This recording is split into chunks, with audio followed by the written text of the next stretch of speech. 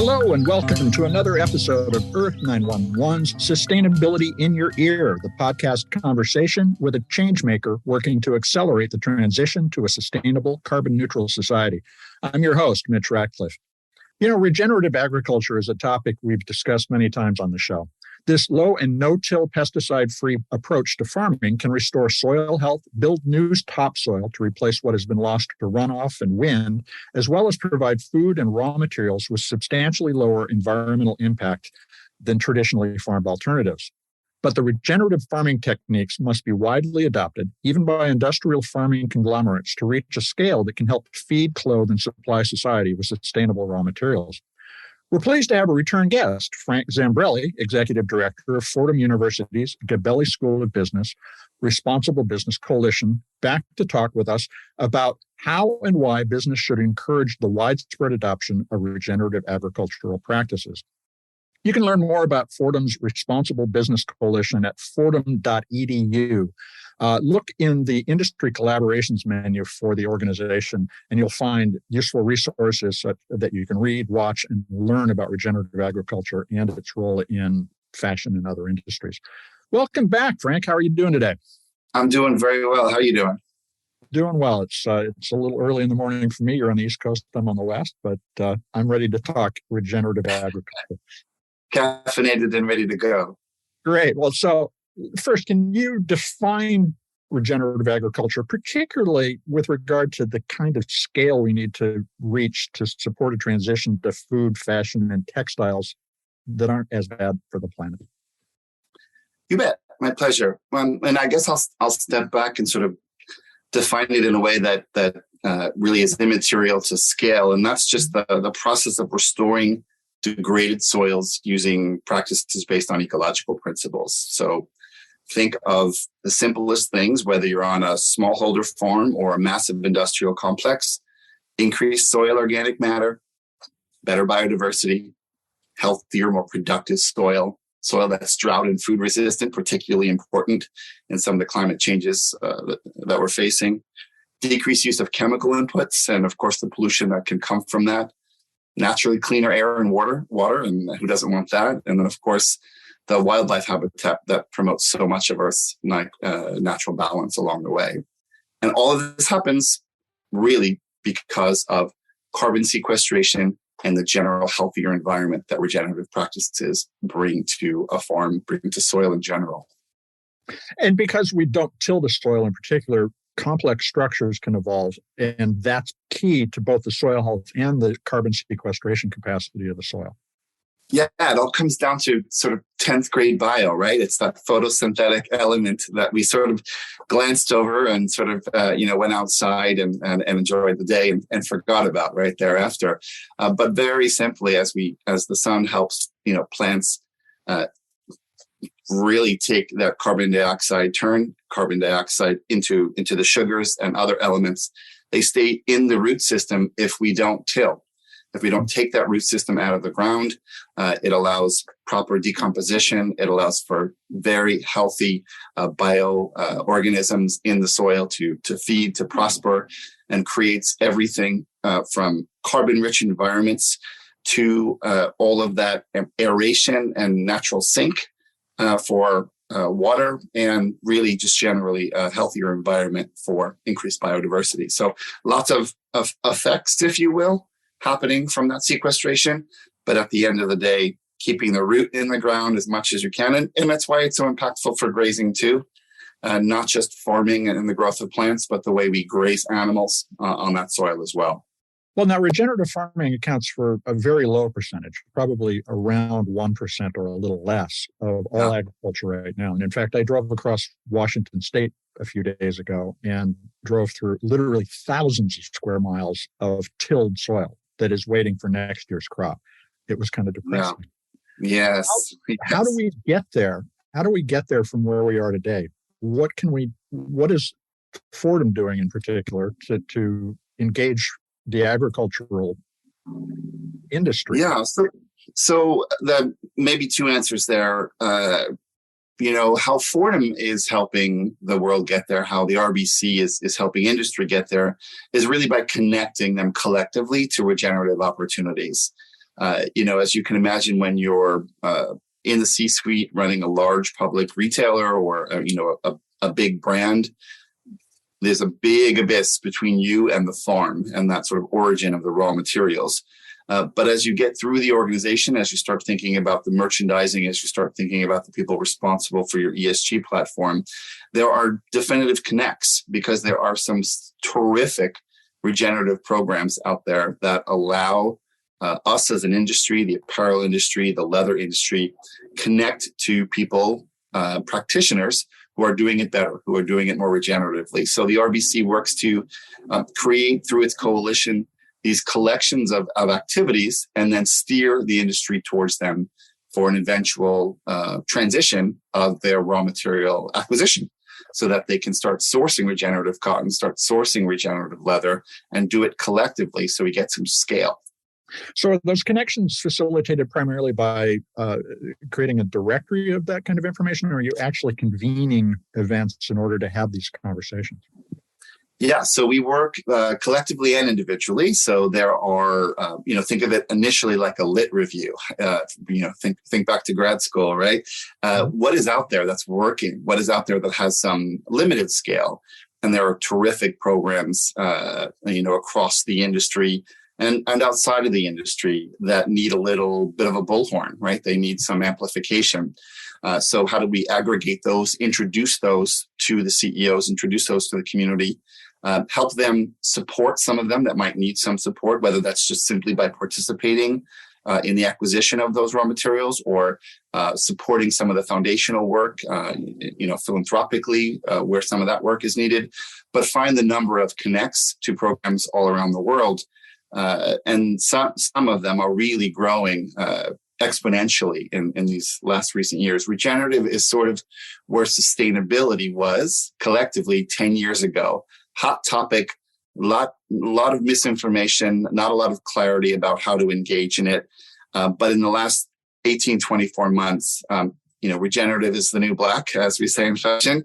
It's hotter than a pistol, and people are finally awakening to what it is, what it could mean for us, and how to finally get connected to it. Well, and the film Kiss the Ground really kicked off that awareness, I think. Thank you, Woody Harrelson. All right. The man who saved the world.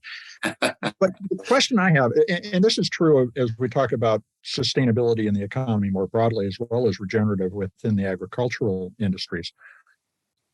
As we transition from one form of energy and one set of practices to another, can the industrial farming structure actually support this, or do we start to dissemble and regionalize our agricultural practices again so that more smaller farms, a smaller footprint farm predominates? How do you envision agriculture changing as a result of that? I really don't see this having us make a choice so much. Sure. I see all of that happening. I see even here in the States and other well-developed economies, I see the reintroduction of smallholder farming. I see this massive shift, even around urban centers, to the local connections to the land.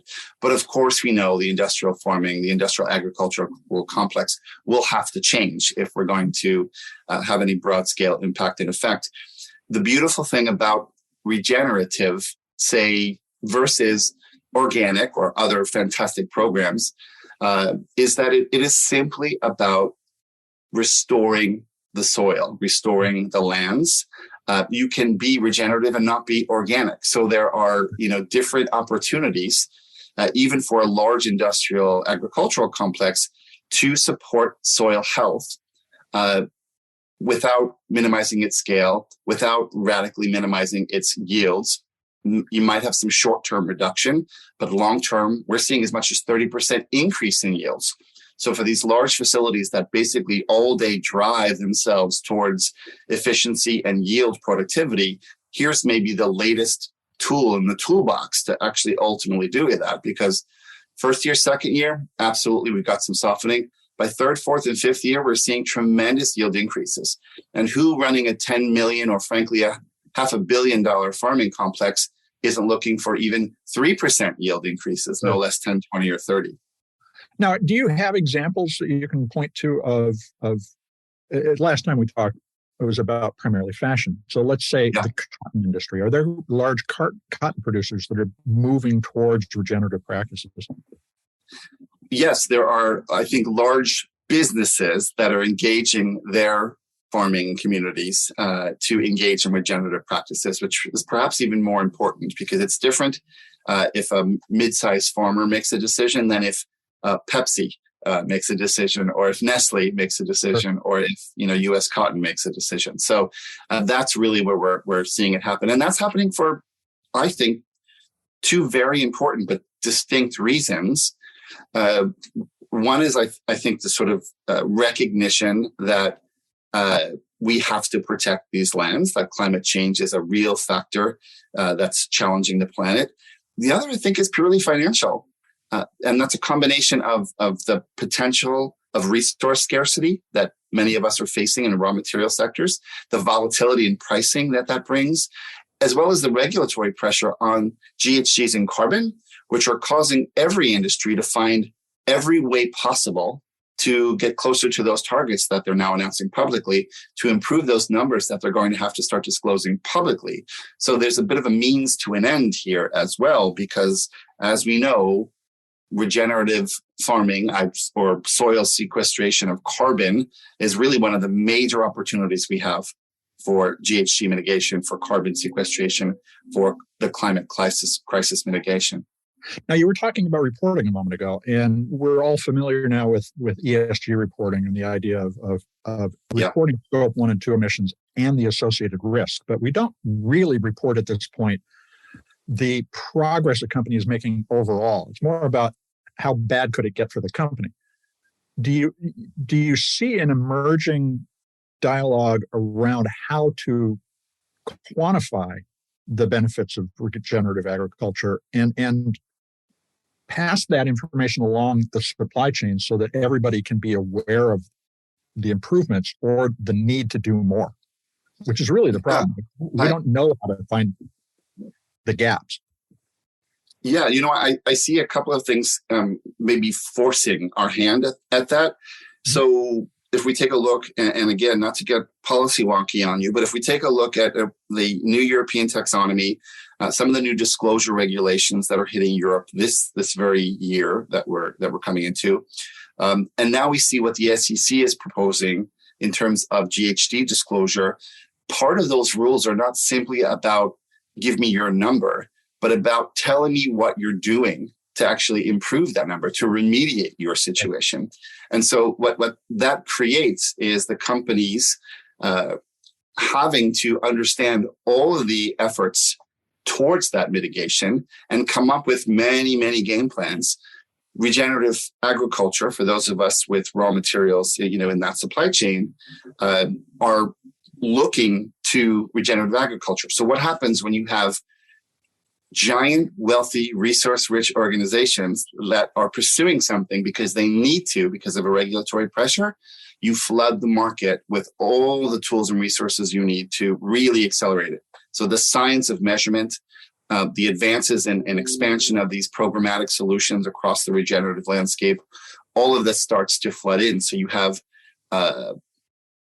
let's say, strange bedfellows, right? We have Cargill, one of the largest beef suppliers in the world, who has, done a very good job feeding the planet, but through some systems that unfortunately aren't terrifically healthy for the planet, investing millions and millions of dollars in regenerative programming.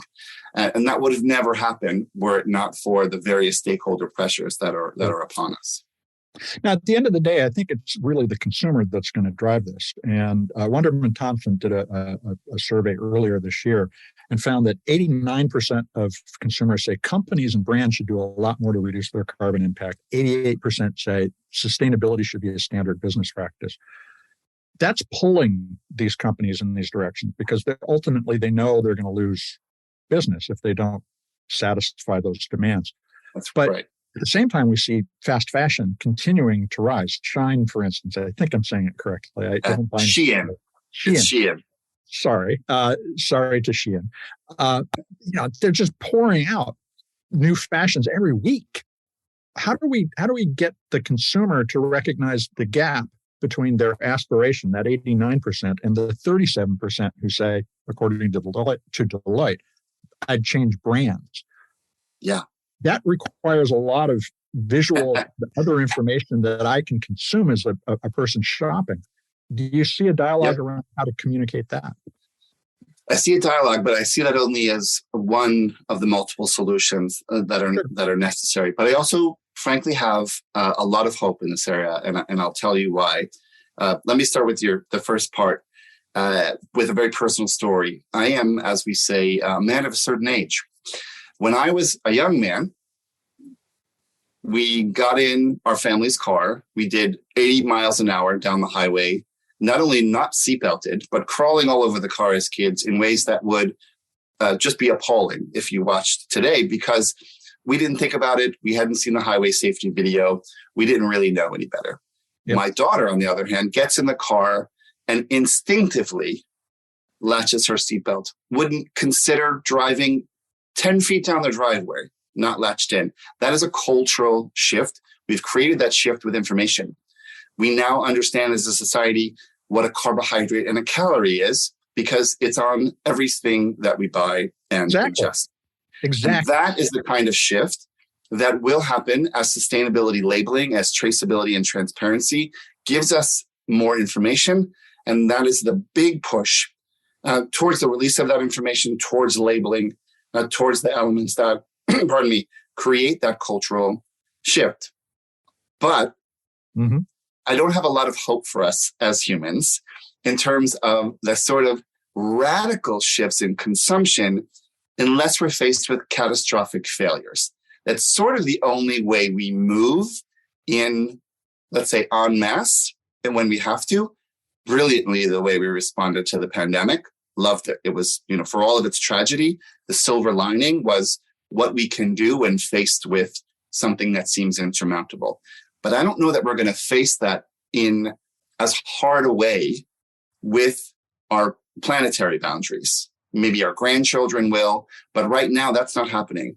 So what has to happen, and thankfully what is starting to happen, is the science needs to change so that fast fashion isn't as bad for the planet as it is today.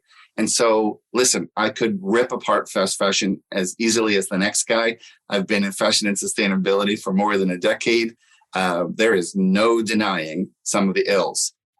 But you know who's investing more in sustainability, in recyclability, in preferred fibers, and regenerative agriculture more than any other part of our industry? Fast fashion brands. Shein is devoting tens of millions of dollars into take-back programs, into recycled polyester. They have 50% conversion goals in the next 5 to 6 years, and probably will beat them.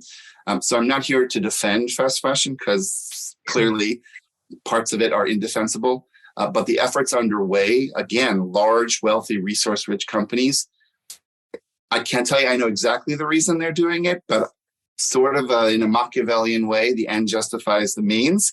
If they're going to be the ones to get us there, then so be it. We will have to change the science to manage the problem before humanity changes the culture at such a large scale that consumption is no longer the problem. Well, let's hope that we can do that before our grandchildren confront really hard limits, because that's the thing that that I'm doing this for. I hope we can make that change. Let me take a quick commercial break. We're going to be right back to continue the conversation.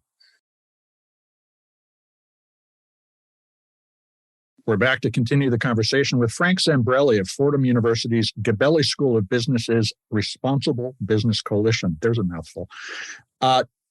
Frank, what's your advice to a clothing maker who's considering how it's going to source raw materials over the next decade? And I mean in terms of really thinking about the next decade. Is sustainability going to be the essential difference maker in the market for those young consumers who are aware of the approaching limits? I certainly think so. And we're seeing evidence of that. What's happening, Mitch, is sustainability or environmental social impact in general is becoming, and I said this a bit earlier, this new tool in the toolbox. So if I am a merchant, if I am a designer, suddenly the innovation in ESG and really just the concept of more responsible fibers, more responsible materials is a new place for me to play. And I don't say that in a discounted way, or to minimize the efforts that these people make. But we're always in the design world looking for that 65th color in the Crayola box, right? We've used them all already. We want the next one. The idea that I can innovate in biosynthetic leathers, the idea that I can innovate in grown materials, in new plant-based innovations, the idea that I can convert a fiber to a stronger, sustainable or organic fiber, the idea that I can actually create a whole second opportunity in a channel of distribution as a merchant by reselling my own goods more than once and invoking circularity into my business. Frankly, even as a CFO, the idea that my cost of goods can go to zero the second time I sell that and my gross margins go to 100, that's titillating if you're in the finance office, right? So suddenly this idea of sustainability as a value driver really decouples the use of virgin materials from growth. Well, and that also brings us back to the question of how do we communicate that? Because the play you're talking about is the new story. Yes. The story of how we've made what we use and consume is always evolving. But the question is, does something like regenerative agriculture as a term of art translate into an actual impact for the brand's consumer relationship? How do you see the adoption of regenerative changing that brand profile? How would you tell that story? Yeah. I think there's a couple of ways. I'm thinking of Chris Kirsten, who is actually at the Savory Institute in their Land to Market program. He's one of the first people, a bit of a mentor in terms of the regenerative space. He showed me the science of regeneration, and he quoted a statistic, which you could go left or right of the stat itself, but essentially the power of carbon sequestration to actually heal the planet. If we were, and I know that's a stretch, but if we were to completely convert to regenerative agriculture, we would effectively eliminate the carbon crisis from this planet. So when you think of something that has that power, it suddenly creates this viability, this notion of connection, I think, because it has such a strong opportunity. At the same time, I equate this to the incredible job that the food industry has done in teaching us about the health of our bodies related to food, related to chemistry, related to agriculture. We are starting to, but need to really emulate that and do the same. While we may not be putting clothing in our body, it's certainly on our body all day long. So the idea that we could be putting more responsible fibers on our body, the idea that we could be creating a much healthier environment for even food production, because we're going to create a healthier planet, more responsible worlds for our children and our grandchildren. These, I think, are the elements that we need to educate the consumer about. And whether that's a sustainability label, whether that is an ad council program, and whether that is just to the point I made earlier, starting to use sustainability and regenerative in the features and benefits story that we tell about product, the same way we do in food, the same way we do in other ingredients labels in our own industry.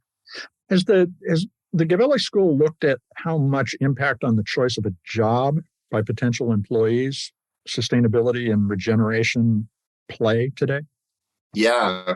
We talk always about what's happening in the space relative to the market forces.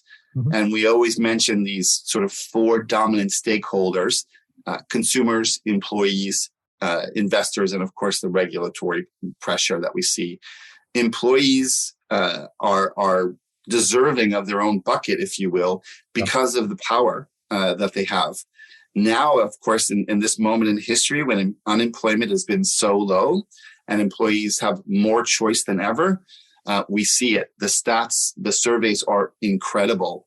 More than 70% of employees have purpose of the corporation as a major checkbox in their filter, in their list of things that make them want to work for an organization.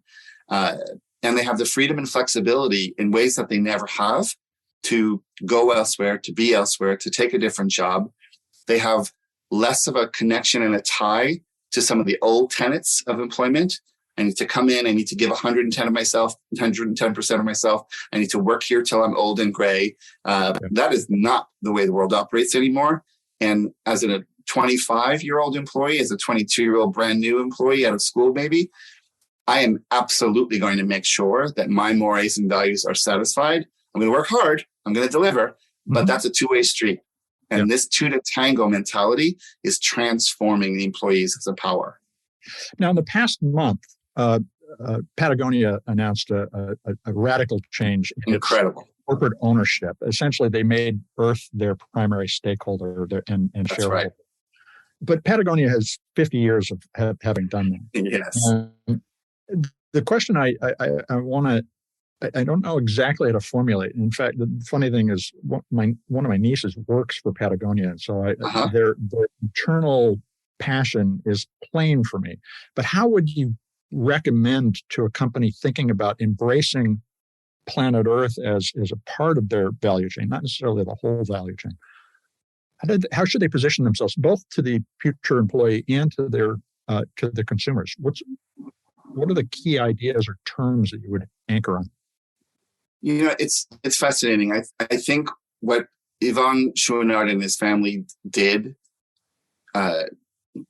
changed the game. I talked earlier about that 65th color in the Crayola box. Mm-hmm. This is the same. It creates an opportunity to do something with your organization that wasn't in play before. Nobody was thinking of that as even an option. And while they are certainly in a league of their own, and I don't expect there will be many companies that would ever take that step, I do believe it sort of extended the boundary of what could be considered in terms of an organization's support.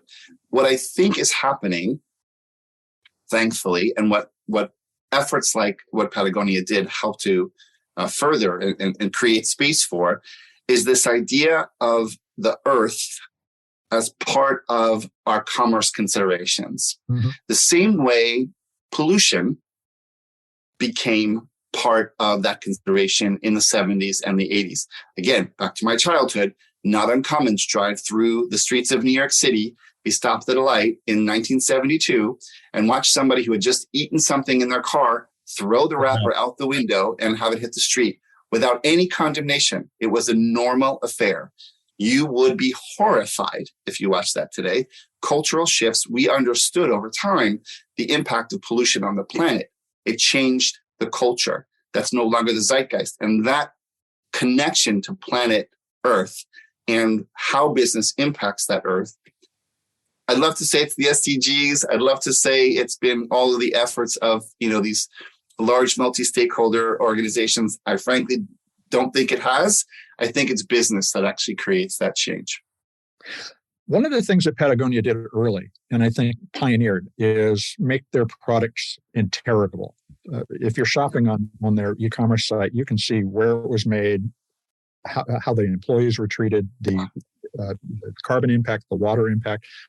Is that a great first step for a lot of businesses to think about, is to articulate all of that in a way that at least a consumer who's interested can start to dig in and discover more? I think more of that is going to be coming. Like I said, I think some of those elements are going to just become part of the features and benefits because they're a new way to convert a customer, especially a large swath of young customers. So the same way that you're telling me it was made in Italy, that it's 100% cotton, that it fits true to size, suddenly I'm going to see that it was made of regenerative cotton and that the organization is part of fair labor. Now, if I am a brand with a narrative that has very little to do with sustainability as its core principle tenet, then probably I'm not going to over-index in that because that's not what my brand's about, versus a Patagonia that has made it their life's mission because of the origin of the company. And I don't suggest that every company operates the way Patagonia does. We need a diversity of creativity in the world.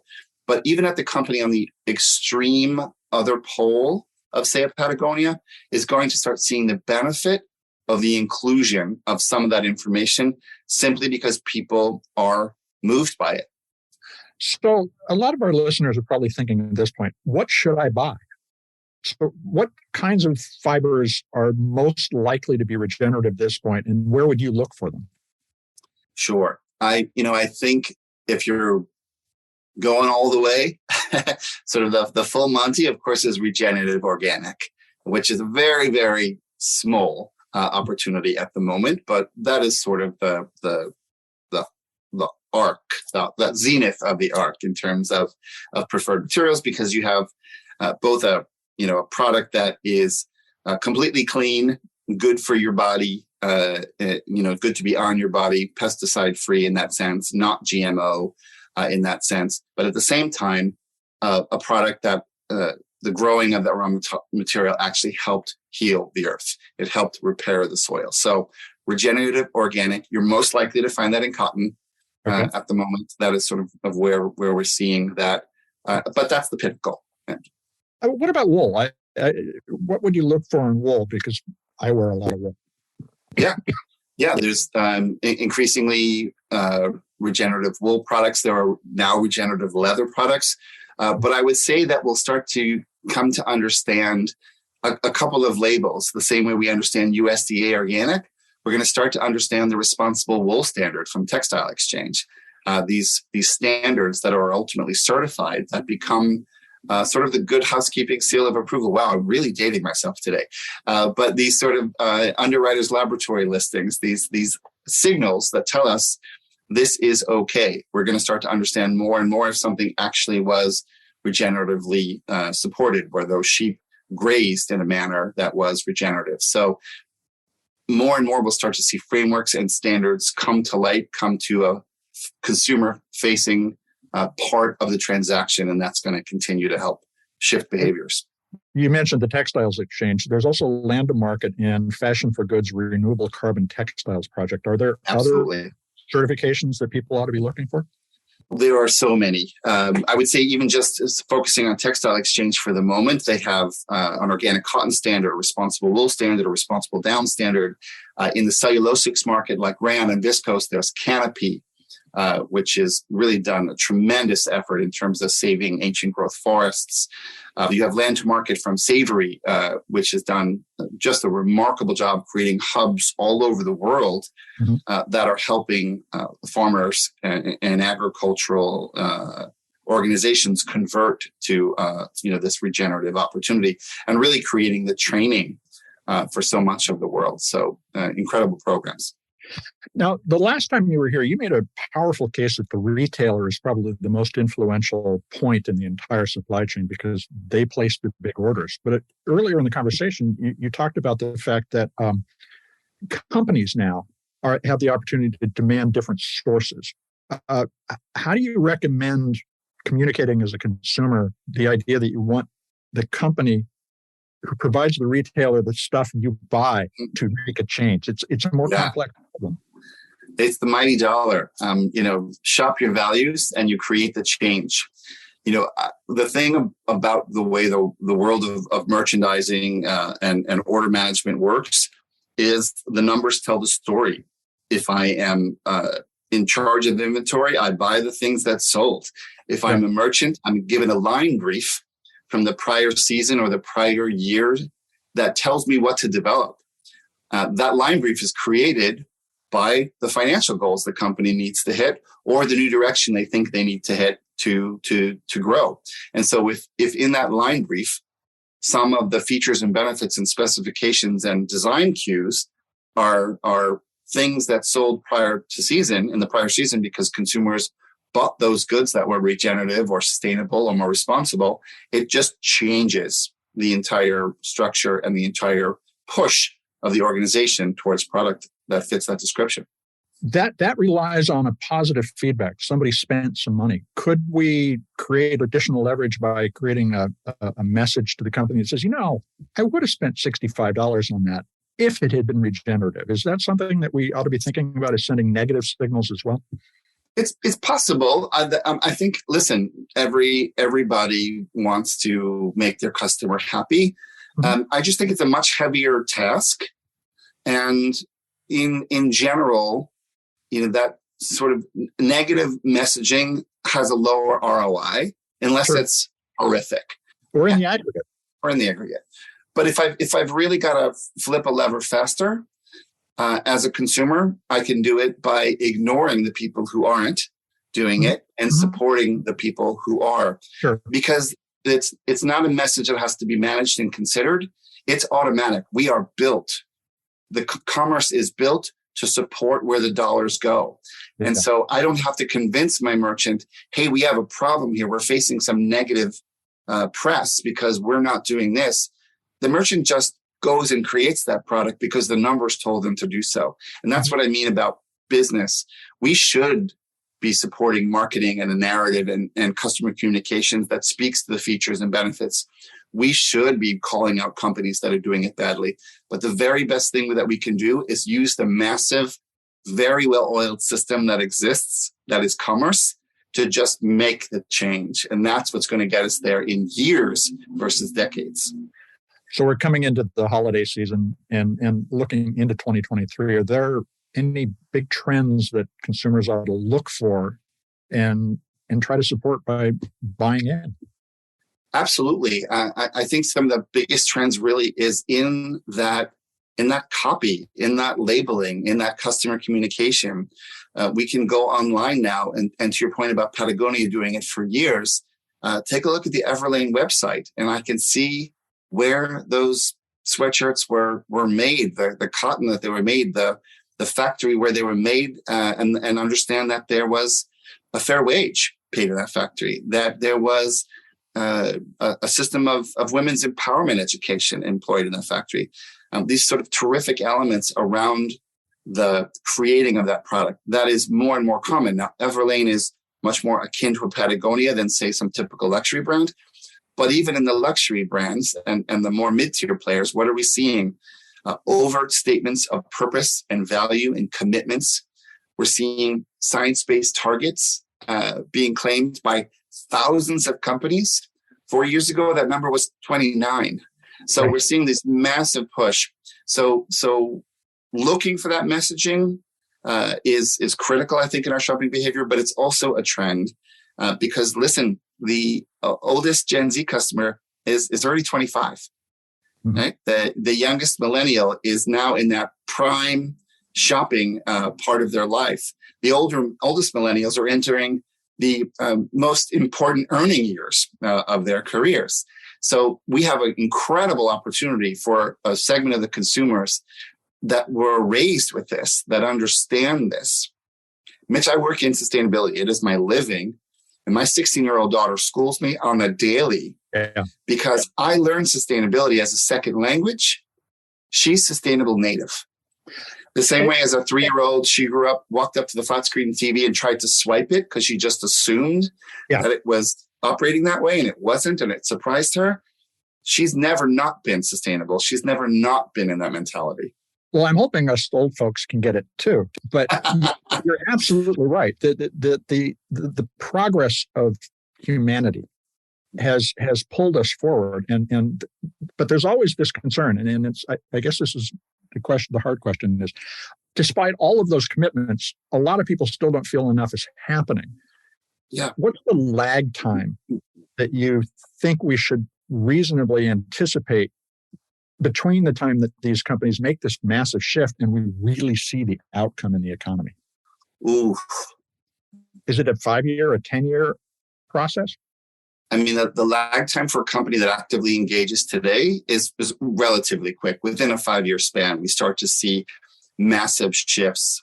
We have 2030 goals throughout the fashion industry, as an example, many to net zero. So we're going to see significant shifts in this particular decade in that sort of 5 to 8 year span. Unfortunately, it's going to take more than a single industry or a series of industries. And I do believe we're going to miss some targets. I don't mean to sort of rain on the parade here, but I do think we're going to cross some planetary boundaries from which we won't come back.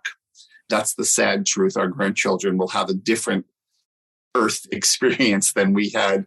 Different industries impacted in ways because of resource scarcity.